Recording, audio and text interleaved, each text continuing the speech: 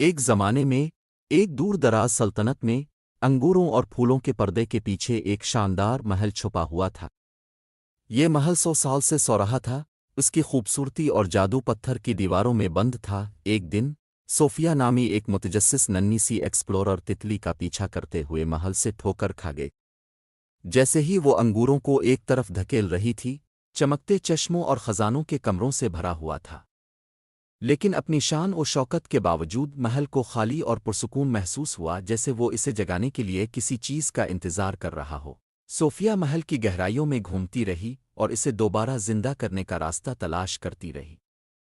اس نے ایک پوشیدہ باغ دریافت کیا جہاں پھولوں کی پنکھڑیوں کے بستر پر ایک خوبصورت پری سو رہی تھی۔ صوفیہ نے آہستہ سے پری کے کندھے کو چھوا تو پری کی آنکھیں پھڑپڑا کر کھل گئیں۔ چھوٹی جان، مجھے جگانے کے لیے شکریہ، اوپری نے مسکراتے ہوئے کہا۔ آپ کی مدد سے محل بیدار ہو جائے گا اور اس کا جادو ایک بار پھر بادشاہی کو بھر دے گا۔ صوفیہ اور پری نے مل کر محل کا جائزہ لیا اور ہر قدم کے ساتھ محل زندہ ہو گیا۔ فوارے بہنے لگے، فانوس چمکنے لگے اور کمرے قہقہوں اور موسیقی سے بھر گئے۔ سلیپنگ پیلس جاگ رہا تھا اور صوفیہ نے اپنا جادو کھول دیا تھا۔